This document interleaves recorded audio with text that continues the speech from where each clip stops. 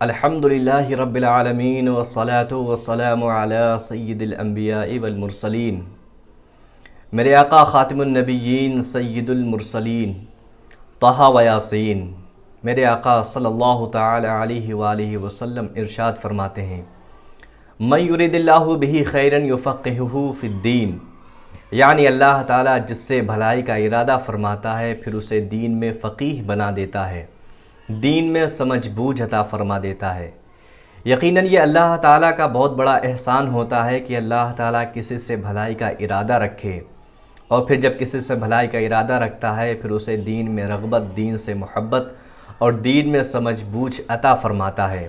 آج میں بات کر رہا ہوں امام اہل سنت سیدی سرکار اعلیٰ حضرت امام احمد رضا خان فاضل بریلوی کے بارے میں، جن کو ابو حنیفہ فی الہند بھی کہا جاتا ہے۔ جس طرح امام اہل سنت سیدی سرکار اعلیٰ حضرت کو اللہ تعالیٰ نے ذہانت عطا فرمائی تھی، یقیناً وہ قابل تعریف اور اس کی کوئی مثال نظر نہیں آتی۔ آپ کے اس دنیا سے جانے کے بعد کوئی اتنا بڑا عالم دین پیدا نہیں ہوا جو اتنی خدمات انجام دے جتنی خدمات سیدی سرکار اعلیٰ حضرت نے تنہا فرمائی۔ آپ چلتی پھرتی ایک یونیورسٹی تھے، سمجھ لیجئے کہ جس طرح آپ کو اللہ تعالیٰ نے ذہانت عطا فرمائی تھی، آپ کے بارے میں یہ بات مشہور ہے اور یہ بات حقیقت ہے کہ جب امام اہل سنت سے کسی کتاب کے بارے میں کچھ پوچھا جاتا یا پھر آپ سے کوئی مسئلہ، کوئی حدیث پاک دریافت کی جاتی، آپ اسے ہو بہو صفحے کے ساتھ یعنی اس کے پیج کے ساتھ اس کا ریفرنس ایسا بتاتے کہ اس کی لائن اور اس کا پیج ہو بہو جا کر کے کتاب میں دیکھا جاتا تو پھر وہ کتاب میں ویسے ہی نظر آتا۔ سبحان اللہ۔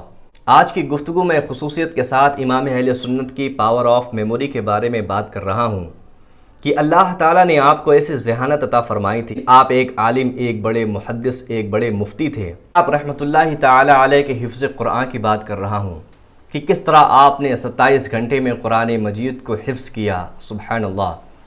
عام طور پر آپ دیکھتے ہیں کہ بچوں کو مدارس میں داخل کر دیا جاتا ہے، پھر وہ قرآن مجید کو حفظ کرتے ہیں۔ کچھ بچے سال بھر میں قرآن مجید حفظ کر لیتے ہیں، کچھ بچے اتنے ذہین ہوتے ہیں کہ وہ 6 مہینے میں قرآن مجید حفظ کر لیتے ہیں، کچھ 2 سال میں، کچھ 3 سال میں۔ لیکن قرآن مجید کو حفظ کرنے کے لیے بڑی سخت محنت کی ضرورت ہوتی ہے، کیونکہ اس کا ایک حرف، ایک زیر و زبر اور ایک نقطہ کہیں ادھر سے ادھر نہیں ہونا چاہیے۔ امام اہل سنت کے قرآن مجید کے حفظ کرنے کا واقعہ کچھ اس طرح ہے کہ آپ اپنے جوانی کی عمر میں، جبکہ لوگ آپ کو جانتے تھے ایک مفتی کی حیثیت سے، ایک بڑے عالم دین کی حیثیت سے، امام اہل سنت سیدی سرکار اعلیٰ حضرت کے پاس ایک عریضہ آیا، یعنی ایک خط آیا، اور خط جب آتا ہے تو پھر اس میں القابات بھی ہوتے ہیں نام سے پہلے، یعنی جو نام کے آگے ٹائٹل ہوتا ہے کہ آپ کیا کیا ڈگریاں رکھتے ہیں۔ جب آپ کسی ڈاکٹر کو کوئی لیٹر بھیجتے ہیں تو آپ ڈاکٹر، جب پرنسپل کو کوئی لیٹر لکھتے ہیں تو آپ اس کے آگے پرنسپل لکھتے ہیں۔ اسی طرح امام اہل سنت سیدی سرکار اعلیٰ حضرت کے نام سے پہلے آپ کو حافظ لکھا گیا۔ آپ کے بیٹے شیر بیش اہل سنت، آپ خط پڑھ رہے تھے، اور جب امام اہل سنت نے اپنے نام سے پہلے حافظ سنا، جو صاحب نے خط بھیجا تھا ان کو معلوم نہیں تھا کہ امام اہل سنت حافظ ہیں یا نہیں ہے۔ اور اس طرح بہت سارے لوگ امام اہل سنت کو کبھی کبھار حافظ، جس طرح کہ معاشرے میں مشہور ہے کہ عالم دین کو کوئی حافظ بھی کہہ دیتا ہے، قاری بھی کہہ دیتا ہے، تو سیدی سرکار اعلیٰ حضرت کے نام کے آگے بھی اسی طرح حافظ لکھا ہوا تھا۔ جب امام اہل سنت نے اپنے نام سے پہلے حافظ سنا تو آپ کی آنکھوں میں آنسو آ گئے۔ آپ کے صاحبزادے فرماتے ہیں کہ سیدی سرکار اعلیٰ حضرت نے پھر قرآن مجید کی تلاوت فرمائی، یحبون ان یحمدوا بما لم یفعلوا، یعنی اس آیت کا مفہوم یہ ہے کہ دنیا میں بہت سارے ایسے لوگ ہیں کہ جن کی تعریف کی جاتی ہے، جن کی خوبیاں بیان کی جاتی ہیں، لیکن ان کے اندر ایسی خوبیاں بھی بیان کر دی جاتی ہیں جو کہ وہ خوبیاں ان کے اندر نہیں ہوتیں، اور وہ اپنی جھوٹی تعریف پر اور جھوٹی خوبی پر خوش ہوتے ہیں۔ اللہ تعالیٰ ایسے لوگوں کو قیامت کے دن گرفت فرمائے گا۔ امام اہل سنت نے فرمایا، میں نہیں چاہتا قیامت کے دن میرا شمار اور میں اللہ تعالیٰ کے سامنے اس حال میں کھڑا رہوں کہ میری ایسی تعریف کی گئی ہو جس پر میں نے اعتراض نہ کیا ہو، اور پھر اللہ تعالیٰ مجھ سے سوال کرے اس بارے میں کہ تم حافظ نہ تھے اور تمہاری خوبیوں میں حافظ لکھا جایا کرتا تھا اور تم نے اس پر کوئی اعتراض نہ کیا۔ امام اہل سنت نے فرمایا کہ آج سے میں انشاءاللہ قرآن مجید کو حفظ کروں گا۔ سبحان اللہ۔ 29 شعبان کی تاریخ تھی، اور اسی کے دن اور شام میں مغرب کے بعد چاند نکلنا تھا، رمضان شریف کا چاند دیکھا جانا تھا۔ حضور صدر شریعت بدر طریقت مصنف بہار شریعت حضرت علامہ مفتی امجد علی اعظمی علیہ رحمت و رضوان کو آپ رحمت اللہ تعالی علیہ نے فرمایا کہ آپ تلاوت کریں اور میں اس تلاوت کو سن کر کے قرآن مجید کو حفظ کرتا ہوں۔ سبحان اللہ۔ ہمیں کوئی چیز یاد کرنی ہوتی ہے تو ہم اسے 1 گھنٹے 2 گھنٹے تک رٹتے ہیں، تب جا کر کے کہیں وہ چیز یاد ہوتی ہے۔ لیکن قربان جاؤں اللہ تعالیٰ کی ذات پر، اللہ تعالیٰ کے احسانات پر کہ اللہ تعالیٰ نے کس طرح ذہانت عطا فرمائی تھی امام اہل سنت کو۔ مغرب کے بعد آپ نماز سے فارغ ہوتے، تھوڑی دیر اپنے کام میں مشغول رہتے، پھر عشاء سے پہلے آپ وضو فرماتے۔ مغرب عشاء کے درمیان عشاء کی نماز سے پہلے آپ وضو فرماتے تقریباً 1 گھنٹہ پہلے، اور 1 گھنٹے پہلے حضور صدر الشریعہ آپ قرآن مجید کی تلاوت فرماتے، ترتیل کے ساتھ تلاوت فرماتے۔ حضور سید سرکار اعلی حضرت بیٹھ کر کے اسے بغور سنتے، اور اس طرح آپ 1 گھنٹے کی مدت میں یا 1 گھنٹے کے آس پاس کی مدت میں جتنا قرآن مجید حضور صدر الشریعہ پڑھتے اتنا امام اہل سنت یاد فرما لیا کرتے تھے۔ سبحان اللہ۔ کبھی 1 پارہ پڑھتے، کبھی 1.25 پارہ اور کبھی 1.5 پارہ۔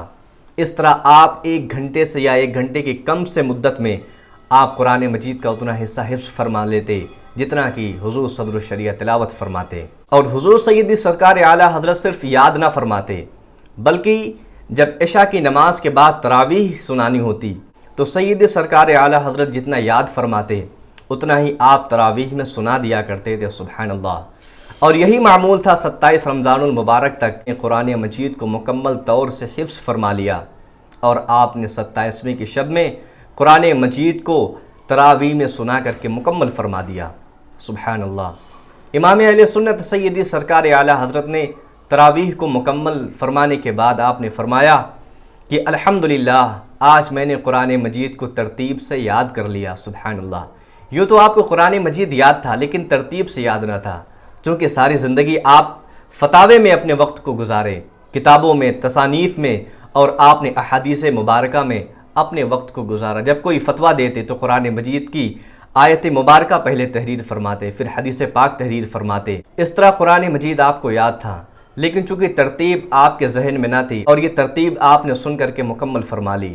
اور یہ تعجب بھی اس بات پر ہے کہ 1 گھنٹہ یا پھر 1 گھنٹے سے کم کی مدت میں آپ نے قرآن مجید کو یاد فرما لیا، اور اس طرح آپ کہہ لیں تو 27 گھنٹے میں آپ نے قرآن مجید کو یاد کیا۔ سبحان اللہ۔ اور قرآن مجید کی دوسری وجہ جو آپ نے یاد کرنے کی ارشاد فرمائی وہ یہ تھی کہ لوگ آپ کے بارے میں حافظ گمان کرتے تھے، اور یہ متقین کی صفت ہے کہ جو آپ کے بارے میں اچھا گمان کرتا ہے تو پھر آپ کو اچھا بننا چاہیے، ویسا ہونا بھی چاہیے۔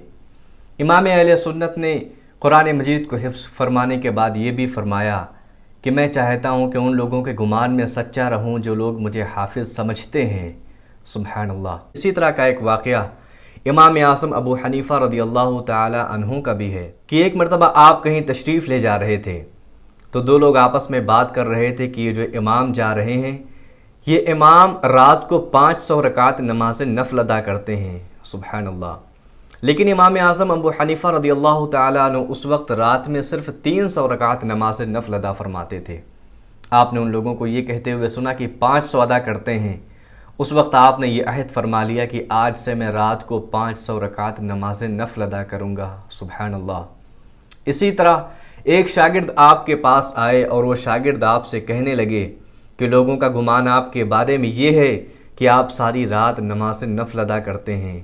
اس وقت امام اعظم رات میں 500 رکعت نماز نفل ادا فرماتے تھے، لیکن امام اعظم ابو حنیفہ رضی اللہ تعالی عنہ نے جب اپنے شاگرد سے یہ سنا کہ لوگ میرے بارے میں ساری رات عبادت کا خیال رکھتے ہیں تو آپ نے اس وقت عہد فرما لیا کہ آج سے میں ساری رات اللہ کی عبادت کروں گا، اور ساری رات میں قیام کروں گا، اور ساری رات نماز النفل ادا کروں گا۔ سبحان اللہ۔